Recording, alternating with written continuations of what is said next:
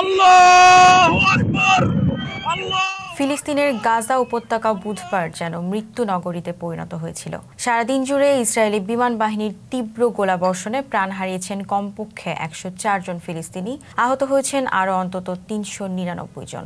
সন্ধ্যার পর গাজার স্বাস্থ্য মন্ত্রণালয় এক বিবৃতিতে এই ভয়াবহ তথ্য প্রকাশ করে, যা ফের বিশ্ববাসীকে হতবাক করেছে। ২০২৩ সালের ৭ অক্টোবর শুরু হওয়া যুদ্ধের বীভৎসতা কোনোভাবেই কমাচ্ছে না বর্বর ইসরায়েল। গাজা উপত্যকায় IDF এর অভিযান এখনও অব্যাহত, আর প্রতিদিনই বাড়ছে মৃতের সংখ্যা। বুধবারের ঘটনার পর এই যুদ্ধে মোট প্রাণহানির সংখ্যা দাঁড়িয়েছে ৬০,১৩৮ জনে। পাশাপাশি আহত হয়েছেন আরও প্রায় ১,৪৬,২০০ জন ফিলিস্তিনি।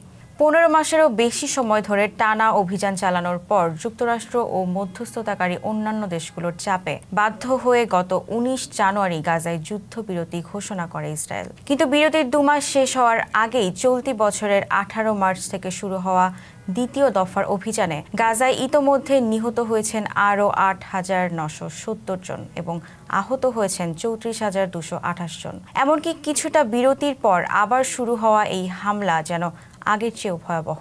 রেহাই পাচ্ছে না শিশু, নারী, বৃদ্ধ কেউই। যেসব জিম্মিকে মুক্ত করার কথা বলে ইসরায়েল এই অভিযান চালাচ্ছে, তাদের মধ্যে ৩৫ জন এখনও জীবিত থাকার ধারণা করা হচ্ছে। তাদের উদ্ধারের অজুহাতেই চলছে আগ্রাসন আর নিঃশেষ করার অপচেষ্টা।